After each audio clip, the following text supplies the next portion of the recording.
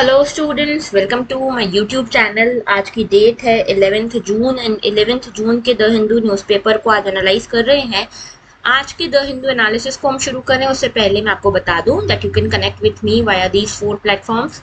Telegram पे एक channel है हमारा मयूरी भागवानी के नाम से, इस पे आपको इन लेक्चर्स की पीडीएफ मिलेगी।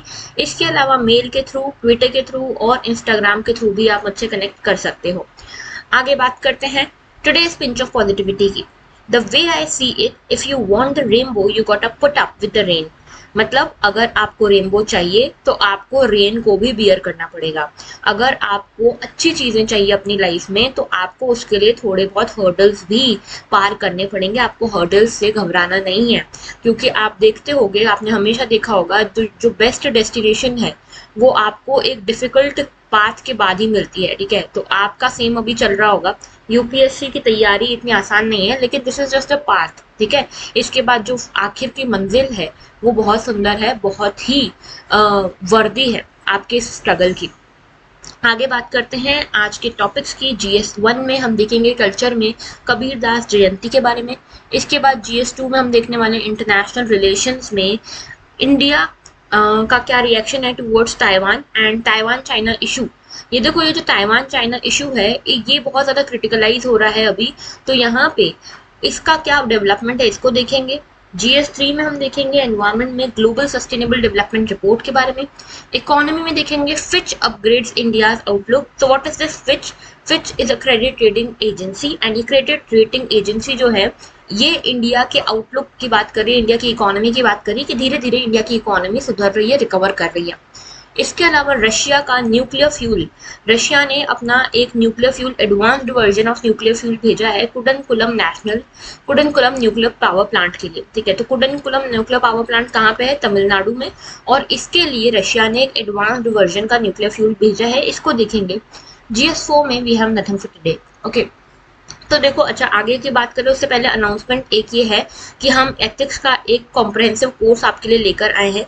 GS पेपर 4 को हम यहाँ पे फ्रॉम द स्क्रैच स्टडी करेंगे, पूरे सिलेबस को कवर करेंगे। इसमें प्रीवियस क्वेश्चंस को हम एनालाइज करने वाले हैं। ठीक है, इसके साथ कीवर्ड्स की प्रॉपर डेफिनेशन, यूसेज कैसे करना है, साथ में मेरी पर्सनल मेंटरशिप और गाइडेंस आपको मिलेगी। कंटेंट एनरिचमेंट हम देखेंगे यहाँ पे किस तरह से होता है, किस तरह से हम डायग्राम्स को यूज करते हैं, किस तरह से हम यहाँ पे एग्जांपल्स को यूज करते हैं मेंस के आंसर्स में, केस स्टडीज को कैसे सॉल्व करते हैं, ये सब कुछ हम यहाँ पे करने वाले हैं इस कोर्स में। और ये कोर्स जो है ये स्टार्ट हो रहा है 20th जून से। ठीक है, ऑनलाइन मोड में होगा and its seats are filling very fast. तो अगर आप लोग इंटरेस्टेड हो तो जल्दी जल्दी एनरोल कर लो, क्योंकि ओनली 50 सीट्स हियर। ठीक है, तो लिमिटेड सीट्स रखी है हमने सो दैट हम इंडिविजुअली एक एक बार अच्छे से ध्यान दे पाए। ओके, आगे बात करते हैं पहले आर्टिकल की। Won't rule out war over Taiwan says China. तो बेसिकली देखो क्या हुआ है, चाइना और यूएस के रिप्रेजेंटेटिव्स आपस में मिले और इन्होंने सीधी सीधी बात करी है।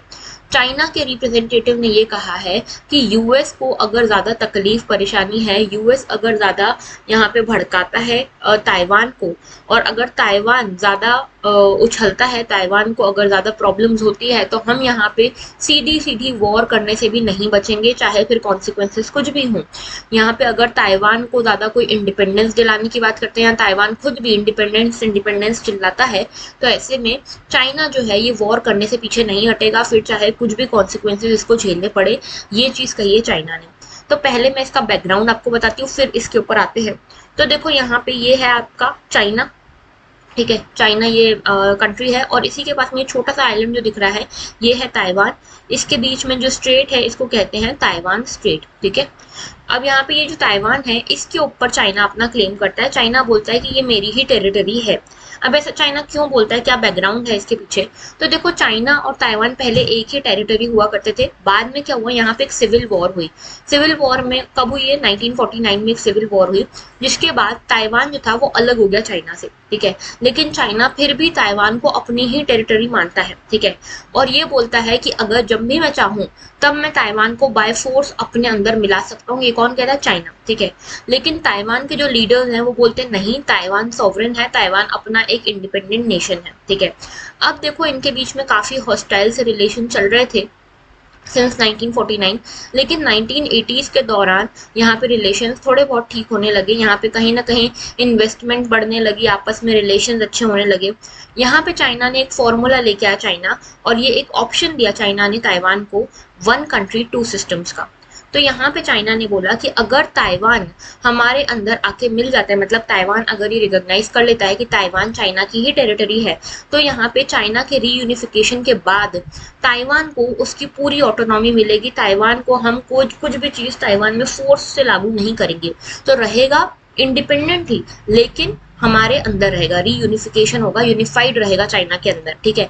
अब देखो ताइवान ने इस ऑफर को रिजेक्ट कर दिया, ठीक है, लेकिन ताइवान की जो गवर्नमेंट थी उन्होंने रूल्स वगैरह रिलैक्स करे थे। जैसे अगर आपको चाइना में विजिट करना है ताइवान से या इन्वेस्ट करना है, तो इसके लिए रूल्स जो थे थोड़े रिलैक्स किए गए, ठीक है। अब यहाँ पे दोनों के बीच में लिमिटेड टॉक्स होती हैं, लेकिन अनऑफिशियली यहाँ पे अच्छे रिलेशंस लोग निभाते हैं ताइवान और चाइना के बीच में, ठीक है। हाँ, ये जरूर है कि जो गवर्नमेंट के ऑफिशियल हैं directly government to government contact यहाँ पे बिल्कुल अच्छा नहीं है, हॉस्टाइल है, काफी अभी भी हॉस्टिलिटी बनी हुई है। तो आज के सिचुएशन में क्या है, आज की प्रेजेंट स्टेटस ये है कि देखो डी जुरे अगर देखोगे आप, डी जुरे यानी कि अगर आप इसको ऑफिशियली देखोगे, ठीक है, तो यहाँ पे आप देखोगे कि यहाँ पे चाइना जो है वो क्लेम करता है ताइवान के ऊपर कि ताइवान मेरी टेरिटरी है, और ताइवान को वो अपनी टेरिटरी मानता है।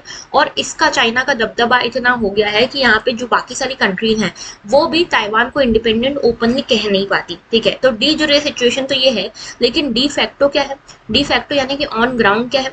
ऑन ग्राउंड आप देखोगे तो ताइवान काफी कुछ सॉवरेन है, काफी कुछ इंडिपेंडेंट है, ऐसा कोई प्रॉब्लम है नहीं। बस फॉरेन रिलेशन में इसको थोड़ी प्रॉब्लम आती है, क्योंकि दूसरी कंट्रीज इसके साथ आसानी से डिप्लोमेटिक रिलेशन स्टैब्लिश नहीं करती। और ऐसा क्यों, इसका भी कारण है। इसका कारण है वन चाइना पॉलिसी, ठीक है। वन चाइना पॉलिसी में चाइना का ये कहना है कि अगर किसी भी कंट्री को चाइना के साथ, यानी कि जो मेनलैंड चाइना है, पीपल्स रिपब्लिक ऑफ चाइना इसको कहते हैं, अगर इसके साथ डिप्लोमेटिक रिलेशंस रखने हैं, तो फिर जिस भी कंट्री को इसके साथ, चाइना के साथ डिप्लोमेटिक रिलेशन रखने हैं, उसको ताइवान के साथ अलग से जो डिप्लोमेटिक रिलेशन है वो तोड़ने होंगे, ठीक है। यानी कि जो भी रिपब्लिक ऑफ चाइना यानी कि ताइवान के साथ अगर किसी के डिप्लोमेटिक रिलेशन है, उनको पहले वो तोड़ने होंगे, फिर ही वो मेनलैंड चाइना के साथ अपने डिप्लोमेटिक रिलेशन एस्टैब्लिश कर सकता है, ठीक है। अब यहाँ पे देखो इसको चैलेंज भी किया गया है, इस वन चाइना पॉलिसी को चैलेंज किया गया। जैसे कि मैंने आपको बताया ना, डी फैक्टो सिचुएशन जो है, ऑन ग्राउंड सिचुएशन कुछ और है, ठीक है। जैसे आज भी इस पॉलिसी के अगेंस्ट, इस पॉलिसी के होते हुए भी, डिस्पाइट ऑफ दिस, यहाँ पे ताइवान के 15 कंट्रीज के साथ डिप्लोमेटिक रिलेशंस हैं। 38 इंटरनेशनल ऑर्गेनाइजेशंस का पार्ट है Taiwan, Taiwan as a separate entity 38 international organisations का पार्ट है। यहाँ पे यूएसए का भी स्ट्रेटेजिक सपोर्ट मिलता है ताइवान को। और अभी पता है, देखो ये वाला जो इशू है ना, इसलिए भी ज्यादा उछल रहा है, इसलिए भी ज्यादा हाईलाइट हो रहा है, क्योंकि यूएसए कहीं ना कहीं ताइवान को एनकरेज कर रहा है इंडिपेंडेंस के लिए, ठीक है। ताइवान को बेसिकली देखो, यूएस का ऐसा कोई, यूएस एकदम दयालु टाइप की कंट्री नहीं है, यूएस के अपने इंटरेस्ट है यहाँ पे, ठीक है। यूएस बेसिकली चाइना को हर तरीके से पीछे खदाड़ना चाहता है, ठीक है, हर तरीके से चाइना को केटर करना चाहता है। इसीलिए उसको पता है कि ताइवान इसकी एक वीक लिंक है, इसके ऊपर अटैक करो। तो ताइवान अगर इंडिपेंडेंट हो जाता है तो चाइना इसी में लगा रहेगा, तो चाइना इकोनॉमी की तरफ ध्यान नहीं देगा, पॉलिटिकल हेजिमनी की तरफ ध्यान नहीं देगा, तो यूएसए ऊपर आ जाएगा। तो ये पूरा सिस्टम चल रहा है, ठीक है। अब देखो यहाँ पे यूएस जो है एक पॉलिसी यहाँ पे फॉलो करता है जिसको कहते हैं पॉलिसी ऑफ स्ट्रेटेजिक एम्बिग्विटी। तो अगर आपसे पूछा जाता है क्वेश्चन की पॉलिसी ऑफ स्ट्रेटेजिक एम्बिग्विटी किससे रिलेटेड है, तो ये है यूएस ताइवान से रिलेटेड, ठीक है। अब इसका क्या मतलब है, स्ट्रेटेजिक एम्बिग्विटी का मतलब ये है कि यूएस जो है बहुत सेफ खेलता है। यूएस किस तरह से सेफ यहाँ पे खेलता है, यूएस ने ताइवान को यहाँ पे डिप्लोमेटिकली रिकॉग्नाइज नहीं किया है, यहाँ पे कोई कॉन्सुलेट वगैरह, एम्बेसी वगैरह नहीं खुली हुई है यूएस की, ठीक है। तो डिप्लोमेटिकली इसको रिकॉग्नाइज नहीं किया है, लेकिन फिर भी इसके साथ टाइज मेंटेन करता है। कैसे, इसको वेपन्स प्रोवाइड करता है, और जो भी इसको नीड चाहिए होती है डिफेंस इक्विपमेंट्स की, वो सब कुछ यहाँ पे यूएस ताइवान को प्रोवाइड करता है in the minimum rates, okay. लेकिन यूएस यहाँ पे वन चाइना पॉलिसी को भी मानता है। यूएस के डिप्लोमेटिक रिलेशन सिर्फ मेनलैंड चाइना के साथ है, ताइवान के साथ नहीं है। तो इस तरह से दोनों को बैलेंस जो करता है यूएस, इसको कहते हैं स्ट्रेटेजिक एम्बिग्विटी। यानी कि यूएस की जो पॉलिसी है वो क्लियर ही नहीं है किसी को कि यूएस चाहता क्या है आखिर, ठीक है। अब इंडिया के स्टैंड की बात करें तो देखो, इंडिया अभी भी जो है वन चाइना पॉलिसी को मानता है। इंडिया के जो ताइवान है, ताइवान के साथ कोई डिप्लोमेटिक रिलेशन डायरेक्टली नहीं है, एम्बेसी वगैरह नहीं है। हाँ, रिप्रेजेंटेटिव ऑफिस दोनों के हैं अपनी अपनी टेरिटरी कंट्रीज में, ठीक है। तो यहाँ पे ताइवान के साथ हमारे रिलेशन ऐसे हैं, अनऑफिशियल रिलेशन है, लेकिन ऐसे गवर्नमेंट टू गवर्नमेंट कॉन्टैक्ट कभी नहीं हुआ, क्योंकि वन चाइना पॉलिसी अभी हम मान रहे हैं, ठीक है। तो यहाँ पे ये पूरा था। अच्छा, इसको चैलेंज करने के लिए कई सारे अभी चीजें आ रही हैं, इनिशिएटिव आ रहे हैं, जैसे कि एक ऑकस आया था, ठीक है। ऑस्ट्रेलिया, यूके और यूएस का ग्रुप है। मालाबार एक्सरसाइज आई, ठीक है, जिसमें इंडिया, यूएस, ठीक है, इंडिया, यूएस और जो ऑस्ट्रेलिया है, ठीक है, जापान, इन सभी ने पार्टिसिपेट किया था इस बार, तो ठीक है। तो ये सब कंट्रीज जो हैं ये सब इसके अगेंस्ट है वन चाइना पॉलिसी के, हालांकि कोई ऐसे ऑफिशियली बोलता नहीं है, ठीक है, लेकिन मानते सभी हैं वन चाइना पॉलिसी को, कोई ऑफिशियली इसके अगेंस्ट बोलता नहीं है। ओके, तो ये था पूरा आर्टिकल। अब देखो यहाँ पे न्यूज ये थी कि चाइना ने ये बोला है कि अगर यहाँ पे जो ताइवान है, ताइवान को अगर ज्यादा इंडिपेंडेंस करना है और ताइवान को अगर ज्यादा यूएस सपोर्ट भी करता है, और अगर ये चीज बिगड़ती है और ज्यादा, यानी कि यहाँ पे ताइवान की साइड से ज्यादा प्रोटेस्ट होते हैं, तो चाइना सीधे वॉर करेगा, चाइना और फिर किसी और चीज की नहीं सोचेगा, ठीक है। तो ये पूरा इसमें बस बेसिकली यही बताया हुआ है, ठीक है, पूरा आर्टिकल में। आगे बात करते हैं नेक्स्ट इश्यू की। तो देखो नेक्स्ट इशू है जो हमारे कबीरदास जी हैं, ठीक है, इनकी जयंती है। तो ये भक्ति काल के जो मूवमेंट हुआ था हमारे देश में मिडाइवल एरा में, मिडाइवल हिस्ट्री जो है हमारे इंडिया की, उसमें भक्ति मूवमेंट हुआ था, उसमें कबीरदास जी का बहुत बड़ा एक कंट्रीब्यूशन था, लिगेसी थी। तो इनकी जयंती है, तो इसके बारे में हम देखते हैं कबीरदास जी के बारे में। तो देखो सेंट कबीरदास जो है 15th सेंचुरी के मिस्टिक पोएट रहे हैं, सेंट रहे हैं, सोशल रिफॉर्मर रहे हैं, और भक्ति मूवमेंट में इनकी एक बहुत बड़ी लिगेसी रही है, ठीक है। ये काफी इन्फ्लुएंस रहे हैं अपने टीचर, इनके टीचर कौन थे? इनके टीचर थे रामानंद जी, ठीक है। तो रामानंद जो है इनके टीचर थे, और यही गुरु नानक के भी टीचर थे, ठीक है, यही रविदास के भी टीचर थे। तो ये बहुत सारे जो और भी भक्ति मूवमेंट के लीडर्स थे, भक्ति मूवमेंट के प्रोपोनेंट्स थे, सेंट्स थे, उन सभी के जो टीचर थे वो रामानंद ही थे, ठीक है। कबीरदास जी जो है इनकी राइटिंग्स में आपको भक्ति मूवमेंट का काफी इन्फ्लुएंस देखने को मिलेगा, मतलब इन्होंने, इनकी राइटिंग्स जो है कबीरदास जी की, इन्होंने भक्ति मूवमेंट को काफी इन्फ्लुएंस किया। इनके टाइटल्स ऐसे हुआ करते थे, कबीर ग्रंथावली, अनुराग सागर, बीजक, साखी ग्रंथ, ठीक है। तो ये सब क्या है? ये सब कबीरदास जी की यहाँ पे लिटरेरी वर्क्स है, ठीक है। इनके जो वर्सेस हैं इनको दोहे कहा जाता था, ठीक है, कबीर के दोहे बोलते थे इनको, ठीक है। जो 2 लाइन के कपलेट्स हुआ करते थे इसको दोहे कहा जाता था, और ये हिंदी में लिखते थे, मेनली हिंदी में लिखते थे, ओके। और इनका जो मेजर वर्क है वो यहाँ पे गुरु अर्जुन देव, जो कि 5th सिख गुरु थे, ठीक है, इन्होंने भी काफी जो इनका वर्क था वो कलेक्ट किया और सिखिज्म में इसको प्रमोट किया, ठीक है। तो याद रखना, Guru Arjun Dev and Kabirdas were contemporary to each other, okay. इनका जो ये पूरा इनके जो वर्क्स हैं, लिटरेरी वर्क्स हैं, ये आपको गुरु ग्रंथ साहिब के भी लिटरेचर में मिलते हैं, ठीक है। तो इनका कुछ वर्क यहाँ पे गुरु ग्रंथ साहिब के स्क्रिप्चर में भी आपको मिलेगा। अब देखो नेक्स्ट हमारा आर्टिकल है ग्लोबल सस्टेनेबल डेवलपमेंट रिपोर्ट के बारे में। ग्लोबल सस्टेनेबल डेवलपमेंट रिपोर्ट जो है 2022 की आ चुकी है, और इसको कौन पब्लिश करता है? इसको पब्लिश करता है SDSN, यानी कि सस्टेनेबल डेवलपमेंट सॉल्यूशन नेटवर्क। याद रखना, बहुत इंपॉर्टेंट है, सीधे क्वेश्चन पूछा जा सकता है, ठीक है। तो सस्टेनेबल डेवलपमेंट सॉल्यूशन नेटवर्क इस रिपोर्ट को पब्लिश करता है। ये एक इंडिपेंडेंट एक्सपर्ट्स का ग्रुप है, ओके। और यहाँ पे क्या होता है, एक असेसमेंट होता है कि कंट्रीज किस तरह से प्रोग्रेस कर रही है सस्टेनेबल डेवलपमेंट गोल्स में। अब आप सभी को पता होगा 17 सस्टेनेबल डेवलपमेंट गोल्स हैं हमारे सामने, ठीक है। और ये सब हमने 2015 में ये गोल्स प्रपोज किए गए थे, और बोला गया था कि 2030 तक का हमारे पास समय है, ठीक है, सभी कंट्रीज के पास, कि इन गोल्स को अचीव करें, ठीक है। तो 15 ईयर्स का समय हमको मिला था, ओके। और अभी 2022 आ चुका है, और इसी के बारे में किसका प्रोग्रेस है, कंट्रीज का कितना प्रोग्रेस है, इसको मेजर करने का काम करता है ये global sustainable development report, okay. तो ये जो SDSN है ये 2012 में लॉन्च हुआ था, ठीक है। इसका काम यही है कि टेक्नोलॉजिकल एक्सपर्टीज प्रोवाइड करता है, साइंटिफिक एक्सपर्टीज प्रोवाइड करता है, किस केस में? SDGs को इम्प्लीमेंट करने के लिए, ओके। आगे बात करते हैं। अब देखो कैसी कंट्रीज ने कैसा परफॉर्म किया है। तो सबसे पहले इंडिया की बात कर लेते हैं। तो इंडिया जो है 163 कंट्रीज में से 121 नंबर पे आया है, ठीक है। तो 163 में से 121 नंबर पे आया है रैंक इसकी, ओके। और लास्ट ईयर ये 117 नंबर पे था, सॉरी 120th नंबर पे था, और उसके पहले 117 पे था, ओके। अभी देखो जो सबसे ज्यादा टॉप जिसने किया, सबसे अच्छा जो परफॉर्म कर रही है इस इंडेक्स के हिसाब से, वो है फिनलैंड, ठीक है। और बाकी तीनों नॉर्डिक कंट्रीज जैसे डेनमार्क, स्वीडन और नॉर्वे। तो ये जो फिनलैंड, स्कैंडिनेवियन कंट्रीज हैं, ये सब जो है इन्होंने टॉप किया है, ठीक है। इसके अलावा ईस्ट और साउथ ईस्ट एशिया जो है, ईस्ट और साउथ एशिया, ये अच्छा प्रोग्रेस कर रहा है SDGs के लिए, ठीक है, यानी कि SDGs को अटेन करने के लिए, परफॉर्म करने के लिए इनके ऊपर अच्छा परफॉर्म कर रहा है। बांग्लादेश और कंबोडिया सबसे अच्छा परफॉर्म कर रहे हैं, सबसे अच्छा प्रोग्रेस कर रहे हैं एसडीजीज के लिए। इसके अलावा वेनेजुएला सबसे पुअर परफॉर्म कर रहा है एसडीजीज तक अटेन करने के लिए, एसडीजीज को, ठीक है, यानी कि सस्टेनेबल डेवलपमेंट गोल्स को। तो अब आप सोच रहे होंगे सस्टेनेबल डेवलपमेंट गोल क्या है।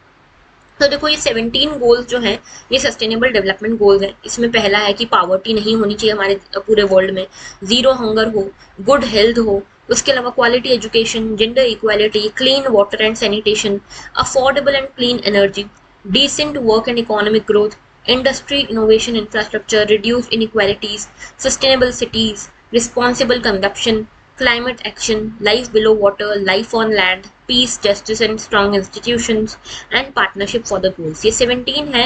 इन 17 के 17 के नाम आपको याद होने चाहिए सीक्वेंस के साथ, क्योंकि ये जो है ना मेंस में, एसेज में, आंसर्स में हमारे बहुत काम आते हैं, ठीक है। सीधे सीधे कोट कर सकते हो। फॉर एग्जांपल अगर हेल्थ का कोई आंसर आता है तो आप यहाँ पे बता सकते हो एसडीजी गोल नंबर 3, ठीक है, इस तरह से। अगर कोई एजुकेशन का आता है तो आप यहाँ पे एसडीजी नंबर 4 को कोट कर सकते हो। तो इस तरह से जो एसडीजी गोल है आपको याद होने चाहिए बाय सीक्वेंस, ओके। आगे बात करते हैं। Fitch upgrades India outlook to stable citing rapid recovery. तो देखो यहाँ पे ये फिच क्या है पहले इसको समझाती हूँ, फिर उसके बाद इस आर्टिकल के ऊपर आएंगे। तो देखो फिच जो है बेसिकली एक क्रेडिट रेटिंग एजेंसी है, ठीक है, रेटिंग एजेंसी या क्रेडिट रेटिंग एजेंसी इसको कहते हैं। अभी क्या होती है, देखो रेटिंग एजेंसी बेसिकली क्या काम करती है कि क्रेडिट वर्दीनेस पता करती है किसी भी कंट्री का, ठीक है। फॉर एग्जाम्पल इंडिया है, इंडिया में जो ये फिच है ये क्या काम करेगी कि मान लो कोई पर्सन है यूएस का, ठीक है, यूएस का एक पर्सन है ये, ठीक है, ये अगर इंडिया में मान लो इन्वेस्ट करता है, ठीक है, इंडिया में अगर इन्वेस्ट करता है तो इसका जो इन्वेस्टमेंट है वापस कैसे आएगा, बढ़ के आएगा, कम होके आएगा, आएगा कि नहीं आएगा, ये सब जो काम है, ये सब जो इसका यहाँ पे इसके बारे में बताना, इन्वेस्टिगेट करना या फिर अपना परसेप्शन देना, ये काम करता है ये रेटिंग एजेंसी, ठीक है। मतलब कि आपने जो क्रेडिट दिया है उसके बारे में रेटिंग करेगा कि उसका कैसे क्या यूज हो रहा है। तो क्रेडिट वर्दीनेस किसी कंट्री की कितनी है वो यहाँ पे क्रेडिट रेटिंग जो एजेंसीज है वो पता लगाती हैं, ठीक है। तो यहाँ पे जो रिपोर्ट्स हैं ये इन्वेस्टर्स के थ्रू पढ़ी जाती है। अब देखो जैसे ये यूएस का इन्वेस्टर है, इसको पता करना है कि अगर मैं पैसा लगाता हूँ तो मेरा पैसा डूबेगा तो नहीं इंडिया में जाके, तो ये क्या करेगा, क्रेडिट रेटिंग एजेंसी इसकी रिपोर्ट पढ़ेगा, ठीक है, सो दैट ये एक इन्फॉर्म्ड डिसीजन मेक कर सके, इन्फॉर्म्ड डिसीजन बना सके, ठीक है। इसके अलावा they assess if a countries equity और डेट इज फाइनेंशियली स्टेबल।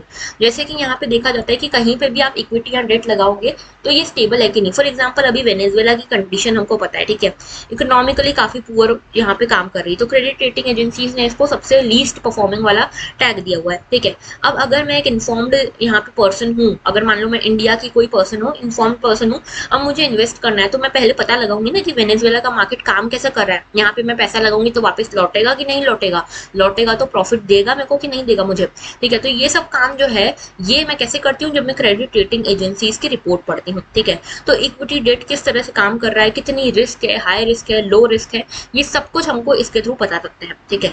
अभी जो एजेंसीज है पीरियोडिकली री इवेल्युएट भी करती रहती है अपनी रिपोर्ट्स को, अपनी रेटिंग्स को, ठीक है। और इसके साथ साथ जियो पॉलिटिकल इवेंट्स के हिसाब से भी ये चेंज होती रहती है, इकोनॉमिक अनाउंसमेंट्स के हिसाब से भी ये चेंज होती रहती है, ठीक है। और ये जो रिपोर्ट्स हैं इनको इनको सेल किया जाता है, पब्लिश किया जाता है अपने न्यूज़पेपर्स में, जो डेली न्यूज़पेपर आते हैं उसमें, ठीक है, समझ गए। अब जैसे फिच की बात करते हैं तो फिच जो है इसकी रेटिंग जो है ना ए से लेकर डी तक रहती है, ठीक है। ए जो है सबसे ज्यादा यहाँ पे क्रेडिट वर्दीनेस इसकी रहती है और डी की सबसे कम क्रेडिट वर्दीनेस रहती है, ठीक है। तो इस तरह से यहाँ पे काम चलता है। अब हम आते हैं न्यूज के ऊपर। तो देखो यहाँ पे फिच रेटिंग जो है इन्होंने इंडिया की रेटिंग आउटलुक को स्टेबल कहा है, ठीक है। पहले ये नेगेटिव दिया था इन्होंने, हमारे जो इकोनॉमी है उसको नेगेटिव एक ये दिया था टैग, अभी स्टेबल दिया है, ठीक है। ये बोल रहे हैं कि जो डाउनसाइड रिस्क है ये कम हो रही है, मीडियम टर्म ग्रोथ जो है वो बढ़ रहा है, इकोनॉमिक रिकवरी भी तेजी से हो रही है और जो फाइनेंशियल सेक्टर की वीकनेस थी वो भी कम हो रही है। तो यहाँ पे जो जीडीपी इन्होंने फोरकास्ट किया है, जीडीपी फोरकास्ट इनका है 7.8%, ठीक है, हमारे अगले साल के लिए यानी कि 22-23 फाइनेंशियल ईयर के लिए इनका जीडीपी फोरकास्ट 7.8% है, ठीक है। और पहले इन्होंने ज्यादा बोला था, 8.5 बोला था, लेकिन इन जो इन्फ्लेशन है उसके इम्पैक्ट में इन्होंने कम कर दिया है। 7.8% इनके हिसाब से इंडिया का जीडीपी रहेगा आने वाले साल में। ठीक है। इसके अलावा ये भी बोलते हैं कि अभी देखो कमोडिटी प्राइसेस में शॉक्स चल रहे हैं यहाँ पे, लेकिन फिर भी इंडिया में ग्रोथ अच्छी चल रही है, रोबस्ट ग्रोथ है, और इसीलिए यहाँ पे इसने हमारी करेंसी को बी नेगेटिव ये टैग दिया है, ठीक है, ये रेटिंग दी है, जो कि पुरानी रेटिंग से तो बेटर है, ठीक है। हालांकि बेस्ट नहीं है, लेकिन पुरानी रेटिंग से बेटर है। और इनका कहना है कि इंडिया ने जो एक्सटर्नल रिजिलियंस शो करी, जैसे रशिया यूक्रेन वॉर चल रहा है, ठीक है, इन्फ्लेशन चल रहा है, स्टैग्फ्लेशन चल रहा है वेस्टर्न कंट्रीज, डेवलप्ड कंट्रीज में, इनसे फिर भी अभी इंडिया बचा हुआ है, और इंडिया के जो इंडिकेटर्स है, स्ट्रक्चरल इंडिकेटर्स, वो अच्छा परफॉर्म कर रहे हैं, ठीक है। तो इसीलिए यहाँ पे बीबीबी नेगेटिव रेटिंग दी गई है, ठीक है। अब यहाँ पे देखो ये भी बोला गया है कि जो फिच है वो ये देखता है कि जो सब्सिडीज ज्यादा दी जा रही हैं, ड्यूटी कट्स दिए जा रहे हैं, उसके कारण हो सकता है कि जो हमारे पास जीडीपी आए, जीडीपी जो है हमको यहाँ पे ज्यादा, मतलब यहाँ पे हमको 0.8% कम मिले। क्योंकि ऐसा क्यों हो रहा है? क्योंकि रेवेन्यू कम मिलेगा गवर्नमेंट को। अगर आप इतनी सब्सिडी दे दोगे, ड्यूटी कट्स कर दोगे, तो रेवेन्यू कम कर मिलेगा, इसलिए जीडीपी में 0.8% का हमारा गिराव देखने को मिलेगा। इसीलिए ये इस तरह से यहाँ पे बोला गया है। ओके, तो ये था पूरा आर्टिकल। इसमें थोड़ा बहुत डाटा आपको समझ में आना चाहिए क्योंकि ट्रेंड कैसा चल रहा है इकोनॉमी का। ओके, आगे बात करते हैं। Russia delivers more efficient nuclear fuel for Kudankulam. तो देखो ये कुडनकुलम क्या है, पहले ये समझो। ये एक न्यूक्लियर पावर प्लांट है, न्यूक्लियर पावर प्लांट है। कहाँ पे है? ये तमिलनाडु में है, ठीक है। न्यूक्लियर पावर प्लांट है, तमिलनाडु में है। 1988 की इसकी हिस्ट्री है। 1988 में एक एग्रीमेंट साइन हुआ था इंडिया और रशिया के बीच में कि हम एक न्यूक्लियर पावर प्लांट डेवलप करेंगे इंडिया में, और यही न्यूक्लियर पावर प्लांट जो था वो कुडनकुलम पावर प्लांट है, जो कि काफी बाद में फिर डेवलप हुआ, ठीक है। तो इसका फ्यूल जो है ना वो भी रशिया ही प्रोवाइड करता है। तो रशिया ने अभी यहाँ पे नए बैचेस ऑफ फ्यूल प्रोवाइड करे हैं, जो कि ज्यादा कॉस्ट इफिशिएंट है और ज्यादा बेटर परफॉर्मिंग यहाँ पे फ्यूल है, जिसका नाम क्या है? TVS 2M। ओके, तो यहाँ पे याद रखना TVS 2M आपसे पूछा जा सकता है। TVS 2M क्या है? तो बेसिकली ये क्या है? एक न्यूक्लियर फ्यूल है, ठीक है, न्यूक्लियर फ्यूल है। क्वेश्चन पूछ सकते हैं TVS 2M जो है ये कोई ड्रोन है, कोई मिसाइल है, कोई न्यूक्लियर फ्यूल है, तो आपको पता होना चाहिए कि ये एक न्यूक्लियर फ्यूल है, ठीक है। ये जो है अभी क्या होता है कि अभी हमारा जो कुडनकुलम न्यूक्लियर प्लांट है, इसको हमको 12 मंथ्स में यहाँ पे इसकी साइकिल पूरी हो जाती है। तो 12 मंथ्स में पूरा फ्यूल खत्म हो जाता है, तो फिर से इसमें फ्यूल हमको भरना पड़ता है। तो 12 मंथ्स के बाद इसकी जो ये फ्यूल जो पावर प्लांट है ये रुक जाता है, फिर इसमें जब आप फ्यूल भरोगे फिर चलेगा। अभी इसी साइकिल को TVS 2M के थ्रू हम 18 मंथ्स का कर सकते हैं, ठीक है, 18 मंथ का हम इसको कर सकते हैं। ऑलराइट, अच्छा, अब देखो इसके कुछ एडवांटेजेस भी हैं। पहला तो ये ज्यादा रिलायबल, ज्यादा कॉस्ट एफिशिएंट है, ठीक है। इसके साथ यहाँ पे रिजिडिटी है बंडल्स में, जैसे कि because of the welded frame, the fuel assemblies in the reactor core retain their geometry. The spacer grids protect the fuel rod cladding from fretting wear, and the additional spacer grid makes the fuel assemblies more vibrant resistant. तो यहाँ पे ये जो fuel है इसके कारण, जैसे usually जो फ्यूल यूज होता है उसके कारण वियर एंड टीयर भी होने लगता है न्यूक्लियर पावर प्लांट का। इसके कारण जो है जो वियर एंड टीयर है वो कम होगा, वाइब्रेशन रेजिस्टेंट है ये, ठीक है। दूसरी चीज ये कि इससे यूरेनियम कैपेसिटी भी इंक्रीज होगी, ठीक है। जैसे जो TVS 2M असेंबली है ये 7.6% ज्यादा फ्यूल मटेरियल अपने अंदर ले सकता है, इसीलिए ज्यादा यहाँ पे काम करेगा हमारा पावर प्लांट जो है वो। उसके साथ साथ operation in longer cycles also enhances economic efficiency. जब आप लंबे साइकिल्स में करते हो तो आपको कम रोकना पड़ेगा। जैसे देखो 12 महीने में रुक जाए न्यूक्लियर पावर प्लांट, फिर अगले 12 महीने में रुक जाए, इसके अच्छा तो 18 महीने में रुके, ठीक है। तो हमको यहाँ पे जो मैनुअल पावर अलग से लगनी है, ठीक है, जो इसकी मेंटेनेंस वगैरह वो कम करनी पड़ेगी। तो इकोनॉमिकली भी आप देखोगे तो ज्यादा एफिशिएंट जो है वो ये वाला TVS 2M वाला फ्यूल है, ठीक है। तो बस मेजरली आपको यही बताना था मुझे TVS 2M के बारे में। बाकी कुडनकुलम के बारे में थोड़ा याद रखना, इंडिया और रशिया के कोलैबोरेशन से बनाया गया है। ओके, तो आज के इतने ही आर्टिकल्स थे। एडिटोरियल्स जो आज थे, देखो 3 एडिटोरियल जो थे वो तो पूरी तरह से पॉलिटिकल नेचर के थे, इसीलिए मैंने नहीं लिए हैं वो, ठीक है। उसमें बीजेपी, कांग्रेस और वो जो अभी चल रहा है इशू, जो बीजेपी ने अपने एक पॉलिटिशियन को निकाल दिया है पार्टी से because she gave some not so good remarks about the Muslim leaders. Okay, तो यहाँ पे इसीलिए जो मुस्लिम गॉड हैं पैगंबर जी, उनके बारे में उन्होंने कुछ गलत टिप्पणियां की थी, इसलिए इसको निकाल दिया गया है इनको। तो ये इसी के बारे में थे, ठीक है। एक तो इसी के बारे में था, एक था मतलब बेसिकली श्रीलंका की पॉलिटिक्स के बारे में था। तो ये सब जो है 3 तो यही एडिटोरियल थे। एक एडिटोरियल था इकोनॉमी के बारे में, लेकिन वो जो एडिटोरियल था ना वो मैंने इसीलिए नहीं लिया क्योंकि उसमें एक तो बहुत ज्यादा डाटा था जो हमारे काम का नहीं है। दूसरी चीज ये कि एक नेगेटिव इंप्रेशन वाला आर्टिकल है वो, ठीक है। और हमको एकदम नेगेटिव इंप्रेशन वाले आर्टिकल से बचना है। हाँ, हमें क्रिटिसिज्म पता होना चाहिए, लेकिन हमारा आउटलुक एकदम गवर्नमेंट के अगेंस्ट नहीं बनना चाहिए, ठीक है। अच्छा चलो, ये क्वेश्चन आपके लिए आज का है। ये पहला क्वेश्चन जो है ये 2017 में यूपीएससी में पूछा जा चुका है। Mediterranean sea is the border of which of the following countries. तो यहाँ पे आपके पास 4 ऑप्शन है, बताना है इसका आंसर क्या है। और दूसरा क्वेश्चन आपके सामने ये है कि अभी हमने कबीरदास जी की बात करी है ना, तो इनका आप मुझे बताओगे कि ये किस तरह से भगवान को पूछते थे, किस तरह से गॉड को प्रे करते थे। जैसे कि 2 होते हैं, निर्गुण भक्ति और सगुण भक्ति, ठीक है, निर्गुण और सगुण। तो इसमें से क्या फॉलो करते थे कबीरदास जी, और अगर जो भी फॉलो करते थे उसका मतलब क्या है। निर्गुण फॉलो करते थे तो निर्गुण का क्या मतलब है, सगुण फॉलो करते थे तो सगुण का क्या मतलब है। ओके, तो ये आप मुझे बताओगे। 2 क्वेश्चंस के आंसर्स आप मुझे दोगे in the comment section.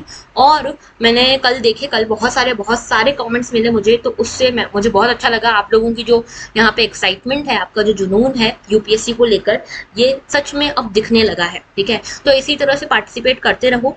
And that was all for today. अगर आपको लेक्चर अच्छा लगा हो तो लाइक जरूर करना, कमेंट जरूर करना, अपने आंसर्स शेयर करना अपने दोस्तों के साथ। चैनल को सब्सक्राइब नहीं किया तो वो भी कर लो।